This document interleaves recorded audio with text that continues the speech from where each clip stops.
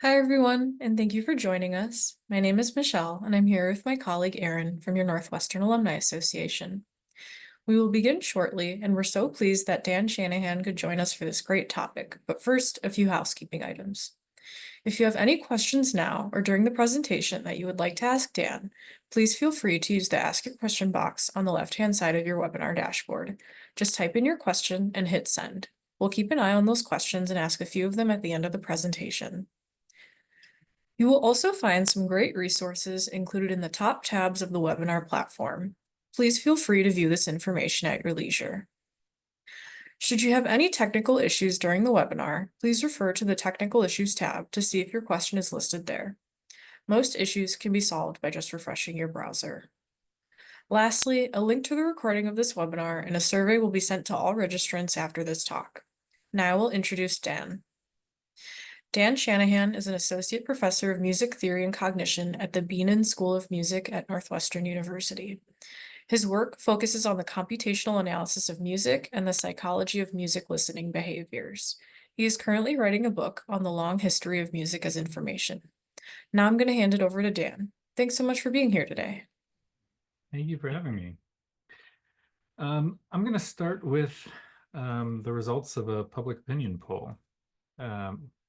Participants were asked to fill out forms about their greatest fear. Russia, and they found that the top fears were Russia and a fear of automation and computational automation. I start with this a lot, and then people think it's about today, and then I have to tell them that this is actually a survey from the 50s, kind of alluding to this idea that the more things change, the more they stay the same. I teach a class where we talk about what it means to listen to music and what it means to make music in an age of recommendation and everything in music being technologically mediated. So that's kind of what today's talk is about. More than 80% of users now consume music primarily through a streaming platform. There's a generational divide there, of course. 95%, or actually slightly more than 95% of my students consume music primarily through a streaming platform. But most users are unaware of how algorithms are guiding this listening practice. Even when I tell people, there is algorithmic recommendation happening, they'll say, no, not for me. I only use the search function, maybe not realizing that the searching is and the how results are returned are also algorithmically generated. There's an interesting quote here that I'll start with. Here's the cold, hard truth. You are a very long row of numbers in a very, very large table. This row describes everything you've looked at, everything you've clicked on, and everything you've purchased on the site, specifically Amazon. The rest of the table represents the millions of other Amazon shoppers. So how do recommenders work? The goal of a recommender is to mathematically predict personal preference. Simply put, it looks to measure similarity between two items, and these two items can be people, users, or they can be items. People who bought X also bought Y, and people who read, watched, enjoyed X also enjoyed Y. Recommenders help us to decide, explore, compare, and discover. They also look at, in addition to these users and items, they look at the interactions. There are explicit interactions, how you rank them, how you review something, but there are also implicit interactions. How long will you dwell on a song? How long will you dwell on a Netflix video? How will you skip past it? Things like that. The thing is, sometimes algorithms aren't great when the experience that we're talking about is maybe not something as easily reduced into numbers. Here's a quote. This is from one of the lead programmers of OkCupid. He writes that algorithms don't work well with things that aren't numbers. So when you want the computer to understand an idea, you have to convert as much as you can of it into digits. The challenge facing sites and apps is thus to chop and jam the continuum of human experience into little buckets, 1, 2, 3, without anyone noticing. To divide some vast, ineffable process, for Facebook it's friendship, for Reddit it's community, for dating sites it's love, into pieces a server can handle. At the same time, you have to retain as much of the je ne sais quoi of the experience as you can, so the users believe what you are offering represents real life. And he points out this interesting thing that attractiveness for OkCupid, for a fling or a hookup, is actually calculated very differently than than attractiveness for being committed to let's grow old together relationships. So all of this is kind of a backdrop into kind of what um, what is also happening with music, which is this complete proliferation of data and songs. There's a company called Boomi that maybe you've heard about, which is about kind of mass generating and algorithmically generating music. The CEO of Boomi writes that the core principle of what we want to achieve is I'm a person with a smartphone anywhere in the world with any internet connection.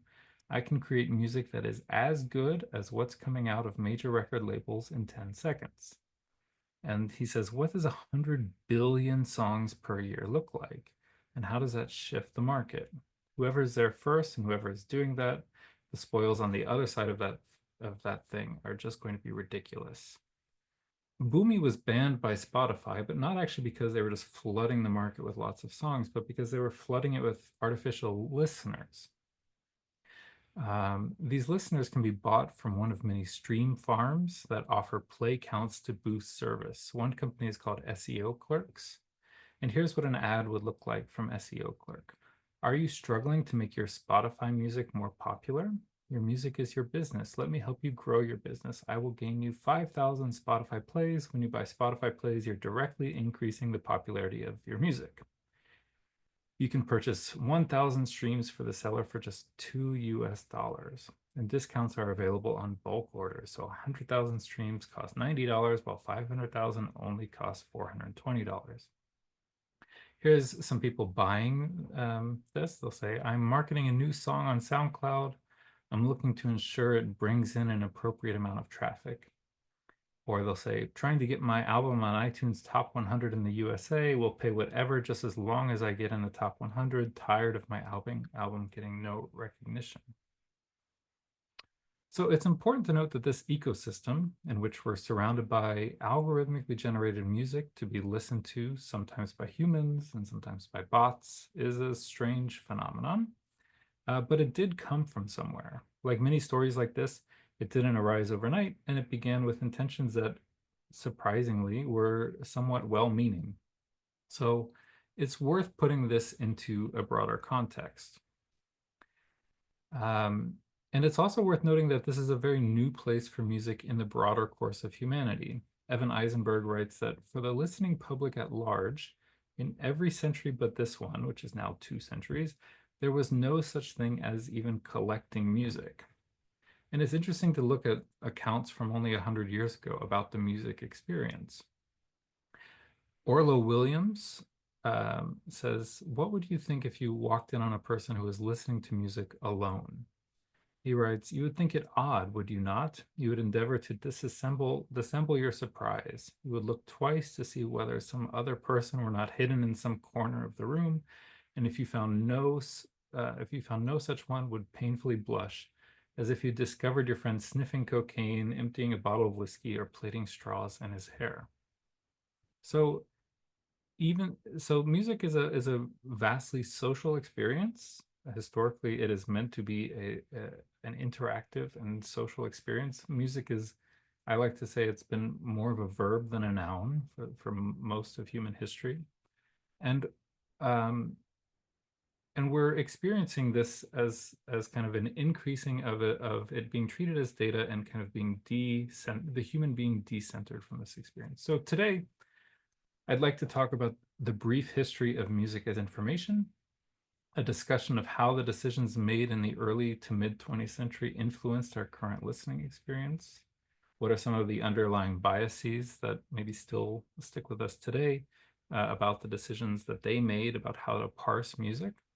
And I'd like to end with this question of, can we still listen mindfully and meaningfully?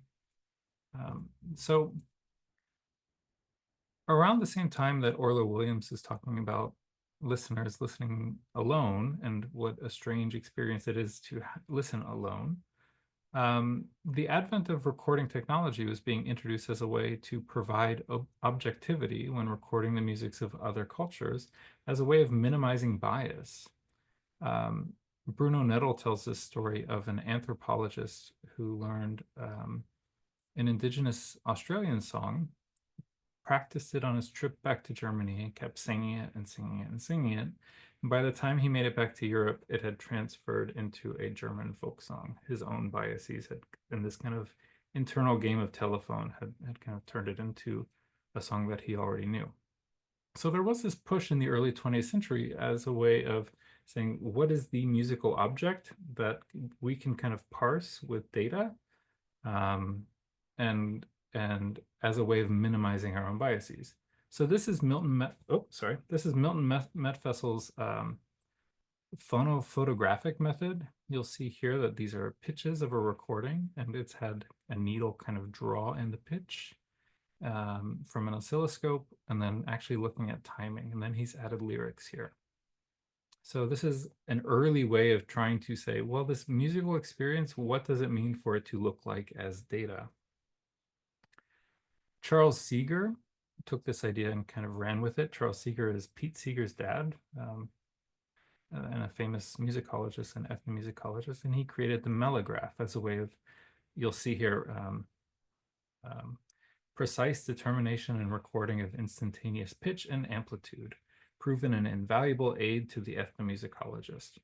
Only a couple of them were made, and actually, interestingly, you'll see that a lot of it started from a conversation with a professor he had here at Northwestern University in 1946. So there is this kind of movement to take recordings and grab data from them, and as a way of kind of creating this objectivity. At the same time, there's this post-war movement in Europe. And this is, it's a movement in Europe to reconstruct. It started as a movement to reconstruct a bibliography of sources after the records they had were lost during the Second World War. So this Congress would meet and opt and figure out a way to come up with a standard of encoding notation to say which libraries had which melodies, which libraries had which scores, and ideally have some system to search between libraries. And in the 60s, they were able to do this by encoding them for computers. So we have this introduction of music as an encodable stream in the 60s. In America, there's a separate movement at the same time, kind of starting in the 50s and 60s, to make music available to all by making it easy to print your own music. It was started by Stefan Bauer-Mengelberg, who's the one on the left. He's actually probably the most interesting person in this story, in my opinion. He was a gifted mathematician working for IBM, but he was also an assistant conductor under Leonard Bernstein. That's Leonard Bernstein in the middle. And he was a translator of Kurt Gödel's incompleteness theorem. So if you've read that in college, you've probably read his translation. And his mentor and close friend was Jan van Heijenoort, who dated Frida Kahlo. And Jan van Heijenoort was a secretary of Leon Trotsky. And like Trotsky, he was assassinated in Mexico. So there's all of these kind of very colorful, fascinating characters in this early stage of computational musicology. But Bauer-Mengelberg was very much in line with President Johnson's Great Society. He wanted to make music available for everyone and say, this very expensive music that you buy, I want everyone to have it. So he created an encoding process of music that wasn't based on numbers, but it wasn't based on pitches, but based on numbers. And the idea was that anybody could encode it like this into a computer, and it would print out music for them to play. So here's an example of Happy Birthday. And I know this does not look like Happy Birthday, but this is how you would squish this very complex musical idea into something that a mainframe computer could read. And so if you would like to, so it's this note, this note, this note, this note. So and then in the 70s, it was translated into Muse-Tran. And you can see it a little bit better here. So D, D, E, D, G, F. So happy birthday to you. Happy birthday to you.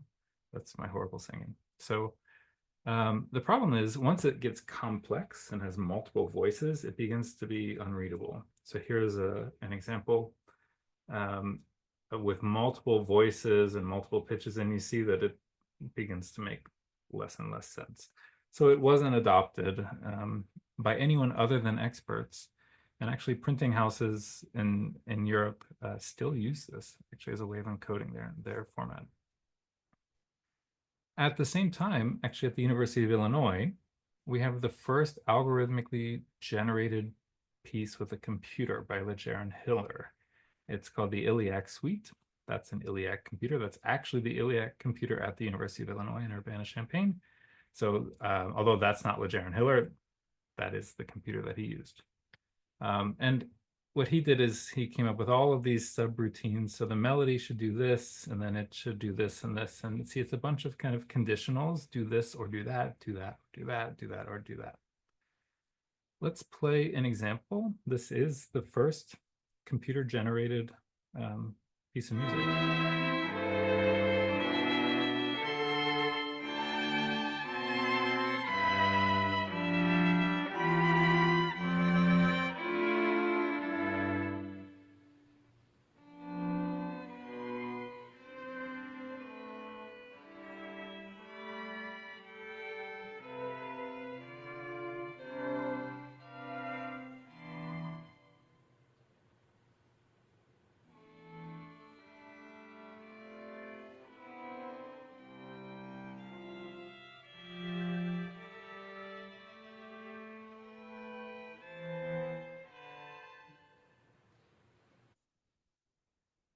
We won't listen to the whole thing.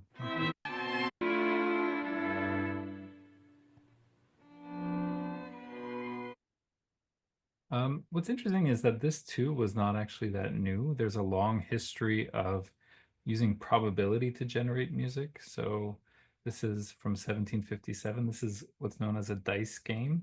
So you would roll the dice, and on your roll, if you rolled a two, measure one would have this musical idea. And it was kind of a table. It would look up that table. If you rolled a three, it would have this idea in the second measure, and so on and so forth.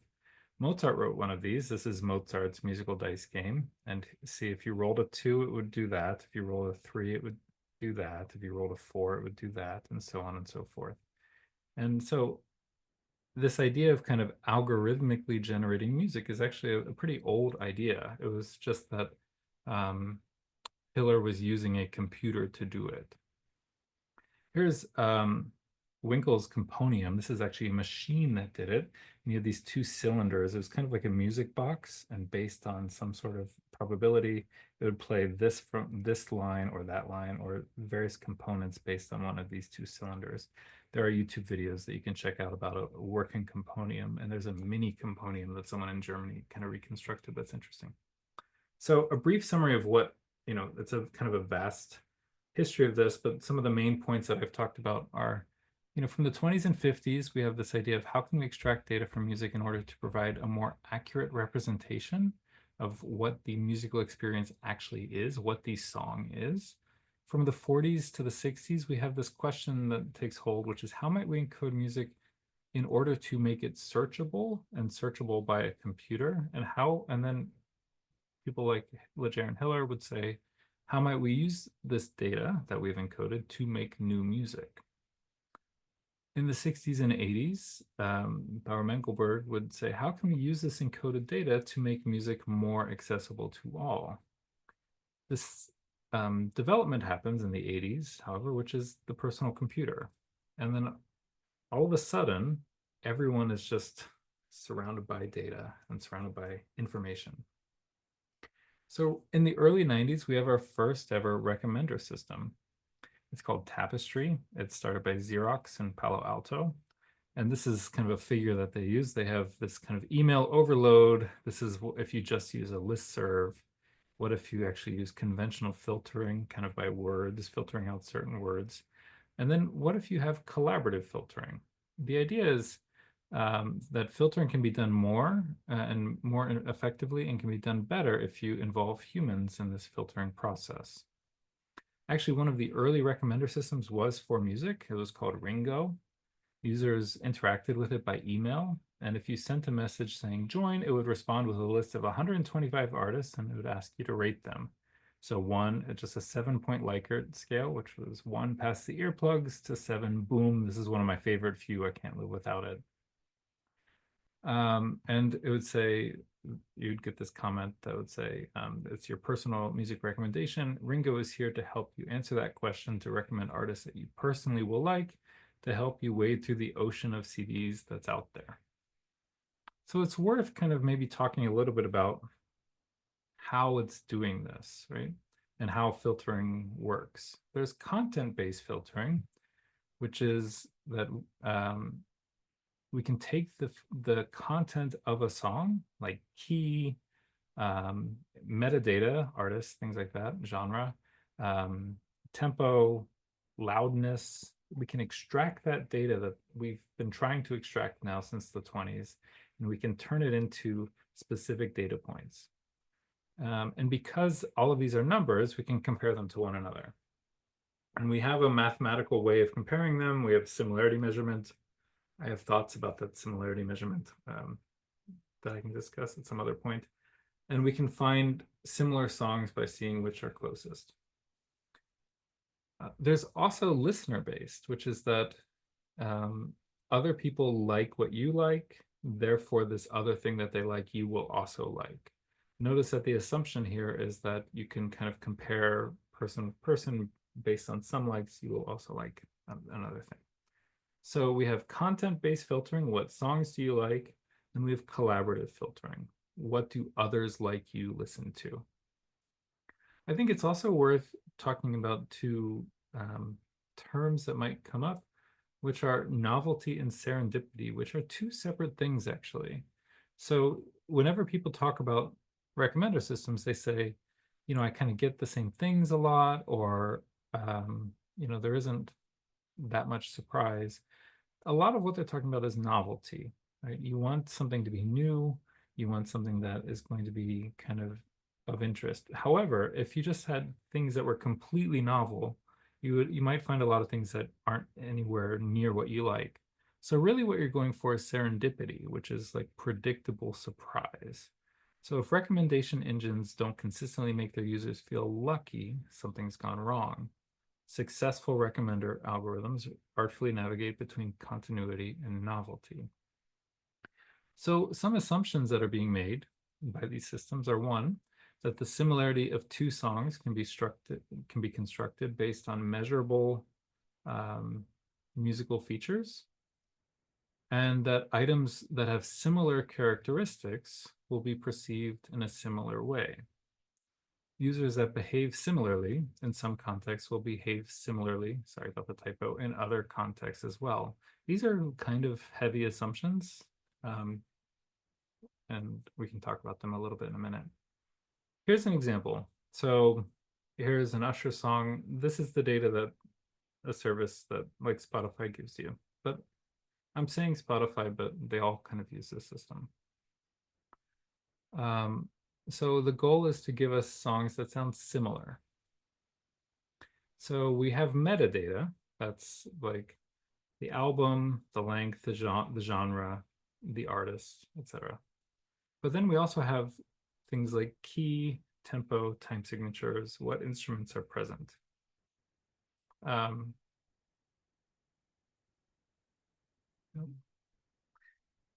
Spotify takes this and comes up with this measurement that they call acousticness. 1 is very acoustic and 0 is not acoustic at all. So this song My Boo by Usher and Alicia Keys has 0.557. I should say that this is an example that the wonderful PhD student Annie Chu has used in her demonstrations. So I'd like to give her credit. But they also use danceability.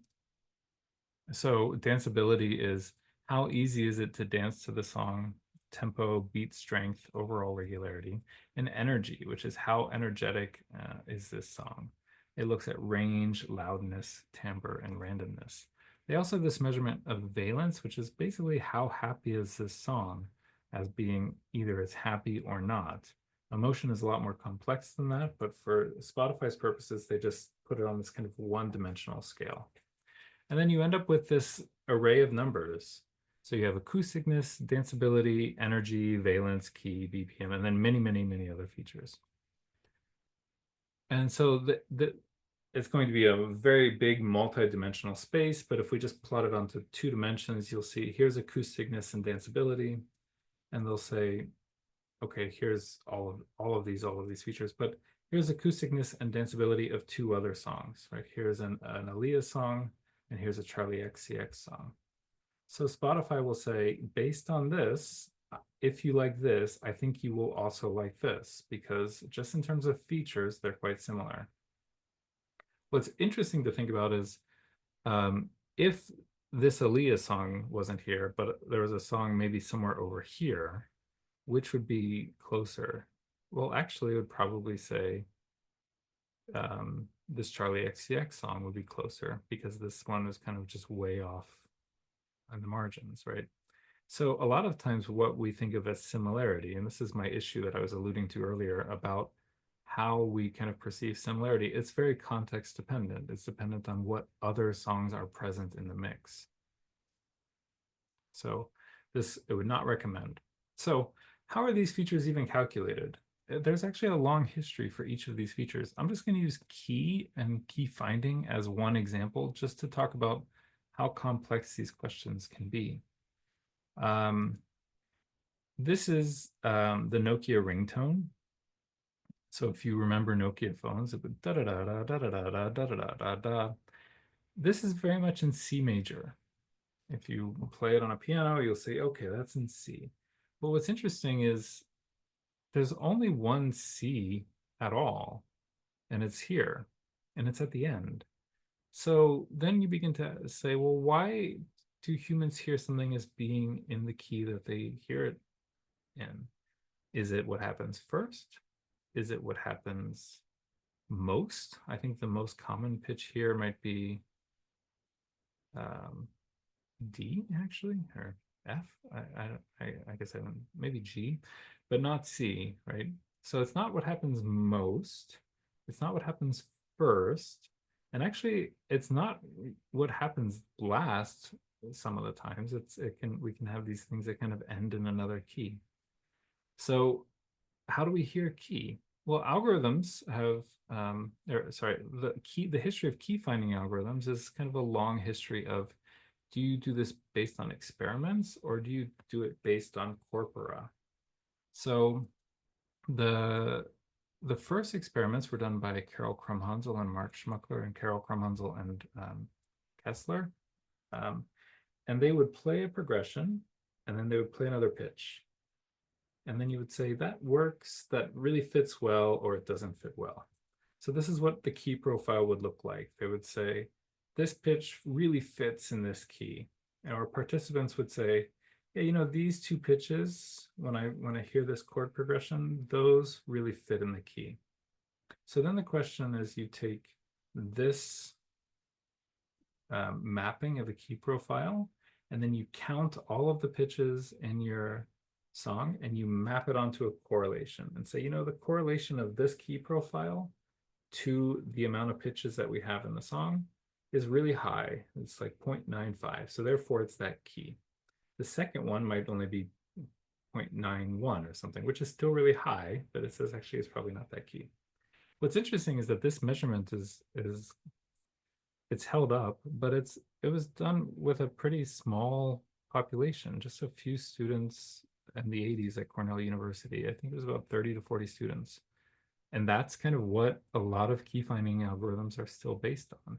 So it leads to this other question, which is, if we're always comparing key and kind of more broadly on all of these musical features based on these kind of experiments from university students in Western, the weird population, right? Western educated, industrial, rich and democratic populations. What does that mean? What does it mean for Spotify to get something from another culture and then compare it and recommend it based on this measurement that is very culturally situated?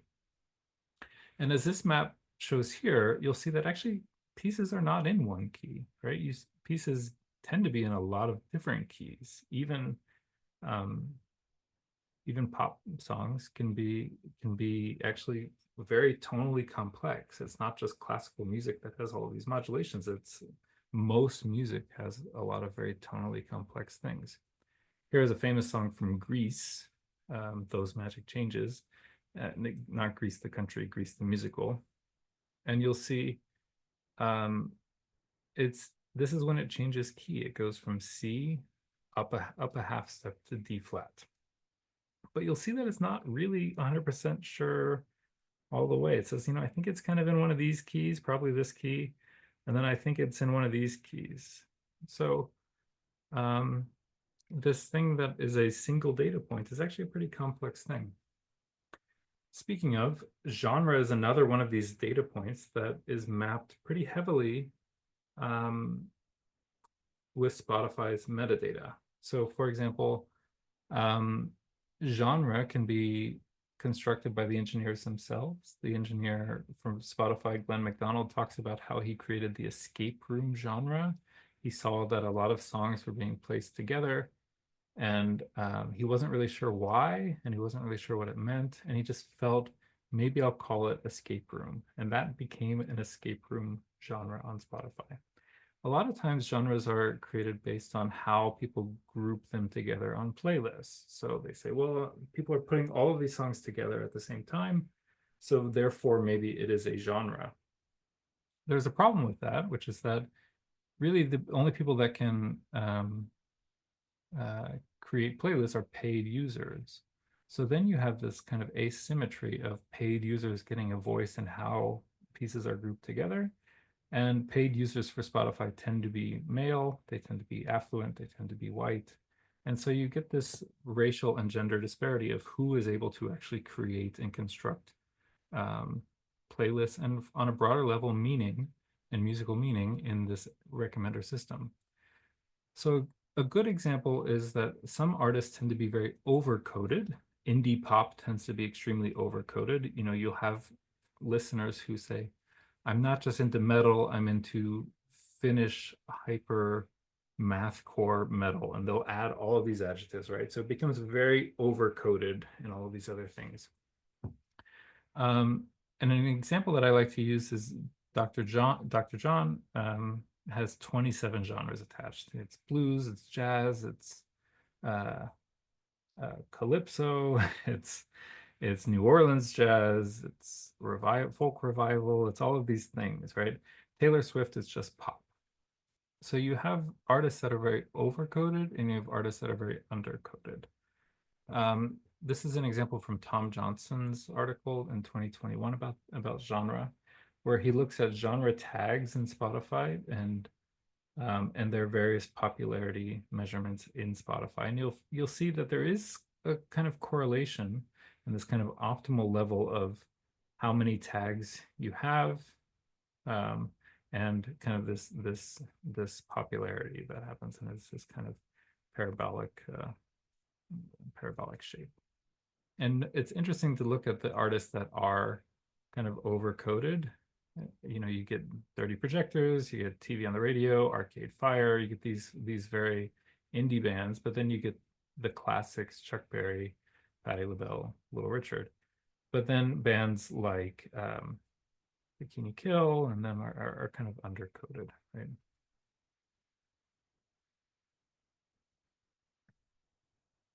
So this leads us to some questions to think about. So what does it mean for key to be calculated as a single measurement? Can something like key and tempo be averaged at all? And what does it mean to calculate features based on how the song relates to the tonal practice in Western European art music? What does it mean to compare everything to this set point? And if all similarity is based on these features, and these features are culturally situated, what does that mean for what we're being recommended? So that's item-based recommendation. It's also worth talking a little bit about user-user similarity, or kind of person-to-person or collaborative filtering. We can just ask, what does it mean for someone to have a taste profile? Is that taste profile consistent over time? Is it throughout the day? And I'll say this term taste profile is actually Spotify's term. They like to talk about their taste, someone's taste profile. It has the research about taste and like being defined by your taste has a pretty long and somewhat troubled history. Um, Cattell and McMichael in 1960 argued that musical preference could actually be used as a diagnostic tool for mental illness. Um, so you'll see here that if you are interested in this type of music, they have um, sociopathy, schizophrenia, things like this, psychoneurotics, organics. I had to look up. That's I think it's brain damaged people. Um, and they also coded things like Protestant or Catholic and married, single, divorce. And all of this was kind of related to whether or not your musical tastes could predict these demographics.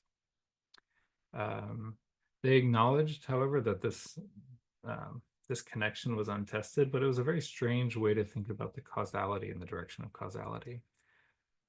In 2003, later work sought to kind of combine people's preferences for music into broader categories. So this is Renfro and Gosling's work, where they say maybe if you're interested in this, this is a broader kind of super genre that is more about reflective and complex and intense and rebellious and upbeat and conventional and energetic and rhythmic. And this is actually similar to kind of how Spotify uses these metrics to kind of connect to their genre tags, right? So if you are interested in, if something is being calculated as being very energetic and very rhythmic, it will probably then refer you to this. And people that like these genres will like things that are here. So this later work sought to look at how musical preference might cluster together into these broader features. And these four dimensions are still used quite a bit. There's also this notion of functional music. Listening for the gym is very different from listening while studying and listening while driving, etc. And this idea of functional music and embracing what they called moods and moments was quite big for Spotify. So relax or chill or songs to sing in the shower. But there's a big question of what does it mean for music to fit into a mood? Um, Functional music, there's a long history of that too. Muzak started in 1934, and it's probably the most famous brand of piped music. If you would call Muzak at some point and say, I heard this song or I heard this performance, they would actually take it out of rotation because the goal of Muzak was to be kind of ambient and not noticeable. During World War II, BBC started this Music While You Work program that kind of latched onto this. But then Muzak would start selling a package called stimulus progression, which would program music in a way that was maximally productive. But it was all based on pseudoscience, that music was meant to fit with a certain function. There is an interesting study that where Thomas Schaefer and colleagues asked 834 participants to think of any style of music and of any situation in which you would listen to that music. And he found that people listen to music for kind of one of four reasons. It's self-awareness. They have a very private relationship with music listening. It's social relatedness. This is what my friends are listening to. This is what I'm listening to at a party. Um, um, There's arousal and mood regulation. This music makes me happy. I'm feeling sad, so I'm listening to this music. But then there's also the use of music as a background entertainment. Music can take my mind off things. Music can make me cheerful. It can help me relax, etc. But even this is a complex thing. We have different types of emotion. There's this distinction to be made between perceived versus felt. So perceived emotion is the emotion that you interpret from something. This is a sad song, for example, does not actually mean this song makes me sad. But you can still perceive it to be a sad song. Felt emotion, however, is your own response. This song makes me sad. Notice that something that is measured by these recommender systems, mood, doesn't really seem to fit with either of these, right? So if I know that this is a sad song, that doesn't necessarily it is the mood I wanted to put me in. Um, Likewise, there could be very happy songs that I might be associating with a breakup or something like that. And they might make me very sad. So emotion is a pretty complex thing, and to boil it down into this metric of mood is a little bit suspect. So we have these features that kind of emerge, right? There's a brief summary here. Features like danceability, mood, valence are based on calculations about key, tempo, beat, etc. They're all culturally situated and they're all complex. Emotion, genre, and musical function are equally complex. And what does it mean to take that complexity and boil it down into that array of numbers? This is a complex question that I think um, I and many others are dealing with. So I'd like to not be so negative for a minute and kind of end by saying, well, what does it mean to actually find meaning in music? And what does it mean to still live a life filled with a meaningful musical experience when you're surrounded by, the CEO of Boomy saying you will have 100 billion songs a year. And a student pointed out when we were talking about that 100 billion would actually just be not feasible. But yeah. So what does that mean? So I teach this class where it is called Listening in the Age of the Algorithm, and one of the projects is a quarter long, and they have to do some sort of autoethnographic approach to their own listening habits. Um, and these have been the best, most meaningful projects for me. I get to read all of these amazing things. So some people will do these kind of social experiments where they will track their habits throughout the quarter. They'll only listen to recommendations meant for others. I think one of my favorites is, I have a couple favorites, but one is two partners that decided to only listen to each other's Discover playlists, and they watched their tastes throughout the quarter merge. Another one was the Frisbee house on campus. All of the people that lived in the Frisbee house were contributing to a shared playlist, and they would try to decipher and use a classifier to figure out who was listening to what. Some people have only listened to music on the radio. I had one student that avoided all internet listening for the entire quarter and just found that it was the best experience. They loved it and they felt like it was a nice cleanse. I will say right after midterms, we do this class where we have we try to say, well, what can we do to cleanse ourselves right after midterms and just have a day of listening meaningfully. And what we do is we listen to music that demands our attention, and we play the music. So this is a Lamont Young piece, and it is just this B and this F sharp. And then it says to be held for a very long time, to be held for a long time. Lamont Young, if you want to play this piece, he insists that it is the only piece on the program, and the program must be at least an hour long. So it is these two notes played for at least an hour. Now in class, we tried to play this and we got into 12 minutes, which is nowhere near the hour that is required. But after 12 minutes, people were saying, I really started listening to tones beginning and ending. I started paying attention to how the musicians were looking at each other. I started thinking about how um, these tones are making me feel, and I started to reflect upon my day. And that's what you want from music, right? Music is a verb. It is something that you should be experiencing continually. We also played this Wind Horse Mandala. This is by Paulina Oliveros, and we would have, the whole class would do things. So musicians or non-musicians could start with something they would sing a pitch, and then they would get louder, then they would do something different, and it's this kind of chain of events. And then they would have to listen. They would create a sound, and they'd go softer. They would match someone else's playing, and then it became very much about this interaction rather than music as a data point. And in the reflections the students said, one, it was just what they needed right after midterms, but two, it was the first time in a really long time that they've thought about music as an experience that was kind of continually evolving and deeply personal. So I felt quite good about that. So in addition to this, all of these projects and the music that demands your attention, I think it'd be good if you might think about just trying one of these things for just 1 week. Try listening only to CDs that you own, or only vinyl that you own, or only someone else's recommendations. Even only listening to the radio, although that is someone else's recommendations, it is not designed specifically for you, and it will force you to kind of live outside of your own comfort zone in a way that you can't skip.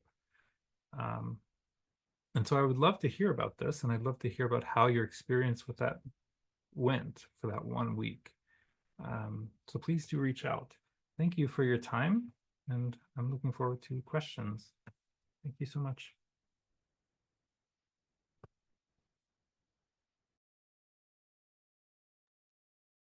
Thank you, Dan, for that enlightening presentation. We're now going to move on to questions. Please feel free to post any questions you may have for Dan in the chat. Our first one is, how might the way music is quantified and categorized today affect how artists create it?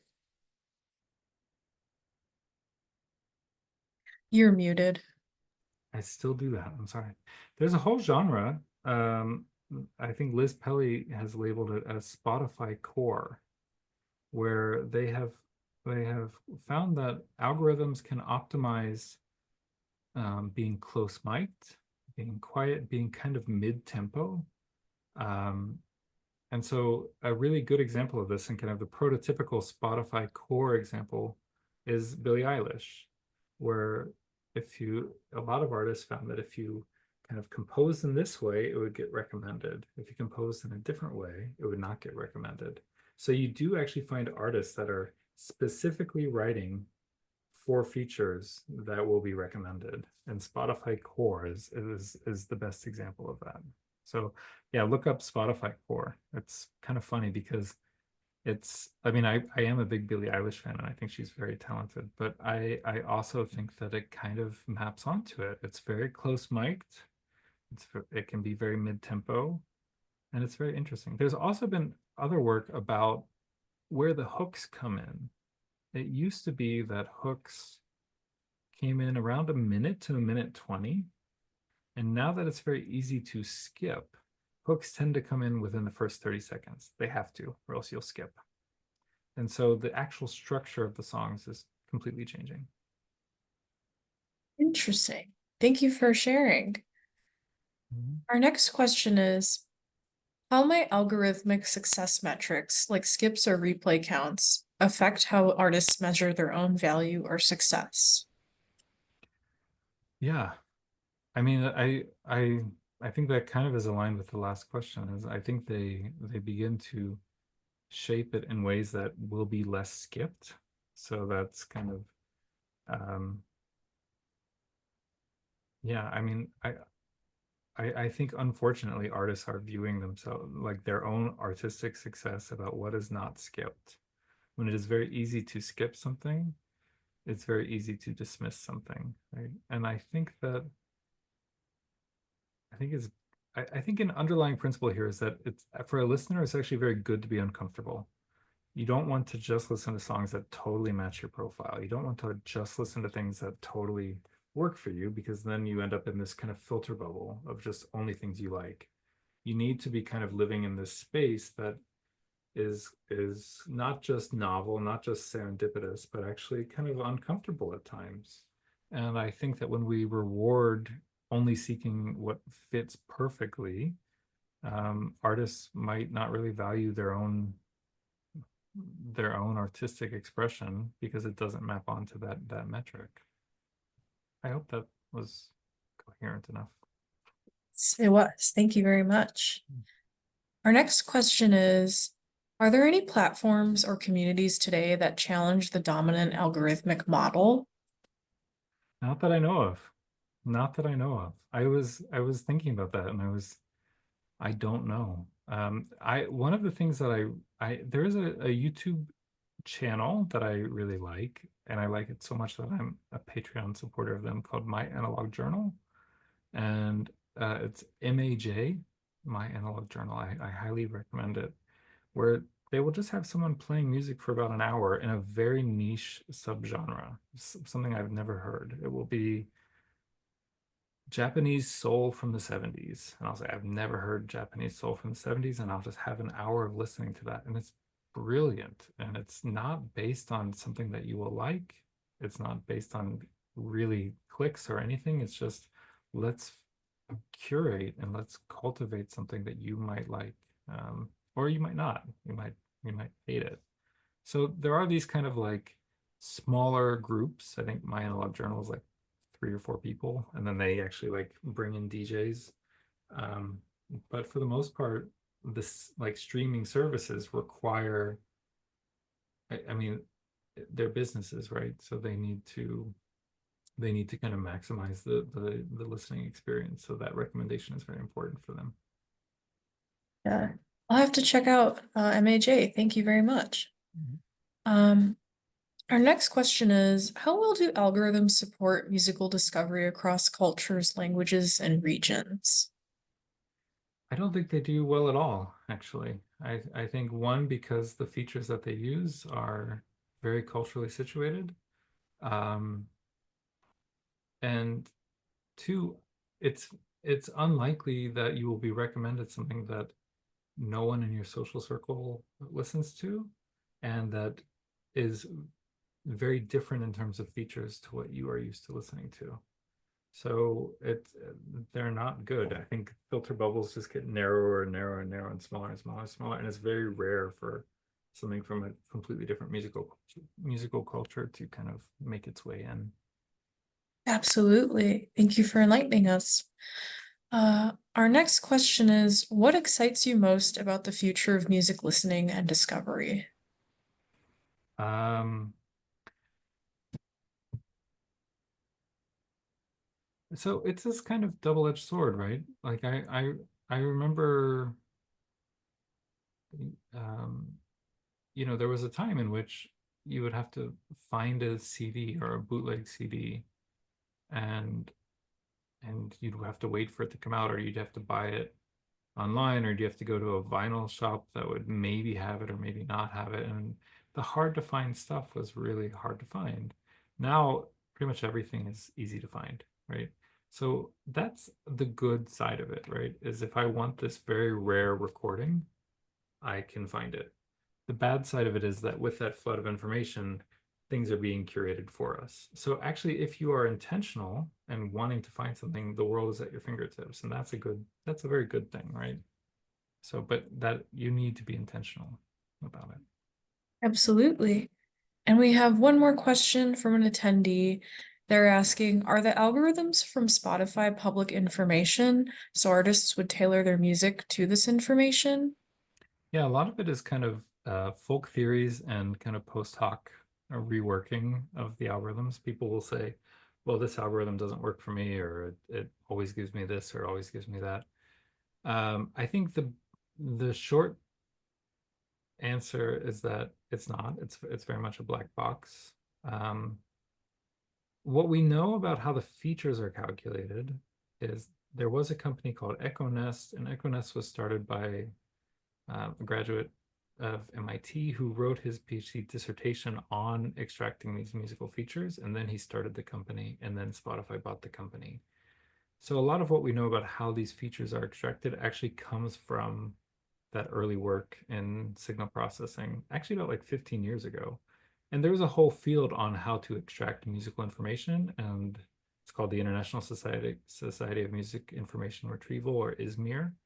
Um, and it is an open academic society. Spotify tends not to present at it, but they tend to go to it. That's actually led to a little bit of discontent where it seems like there's a one directional flow of information sometimes. Um, so while we don't know exactly what Spotify is doing, it's a trade secret. We know what the state of the field is, and we know what its researchers were doing when they were PhD students. So we kind of know how the features are extracted, but possibly not how the specific recommender system is working. Fascinating. Um, and then our final question is, how do you personally navigate algorithmic recommendations in your own listening habits? Not well, not well. I find, but I'm finding myself I need to be more intentional with my listening. Like I was just on a road trip last week and I was realizing, oh, my playlists are really bad right now. And this has actually been kind of a point of existential dread for me, is I'm someone who has prided myself on being interesting when it comes to music. And now I feel like I am just very boring when it comes to music. And I worry that that algorithmic recommendation has made me boring. And so I'm working on ways of just finding random artists, listening to random things that are outside of this ecosystem, and kind of trying to go down as many rabbit holes as I can. I've been, um, I tend to go to a lot of universities and colleges for conferences and talks and things like that. And I always try to listen to the radio station. If the university or college has a radio station, I will always listen to it because that's where the really cool kind of obscure stuff is. And I've been getting more and more recommendations and more cool artists through that than I think I have ever. And I still go to record shops and I still like finger through the discount bins and kind of figure out something that might seem cool. I think that's actually the actual physical act of searching and searching for something that is difficult to find is a very important part of the music listening experience. Wonderful. Thank you for sharing a couple tips on how we can be more intentional listeners. And with that, we will end the presentation. Thank you so much to everyone for joining us today, and thank you, Dan, for the wonderful presentation. To find out more about alumni events, please check the NAA website at alumni.northwestern.edu. Have a great rest of your day, and go Cats. Okay, thanks for having me.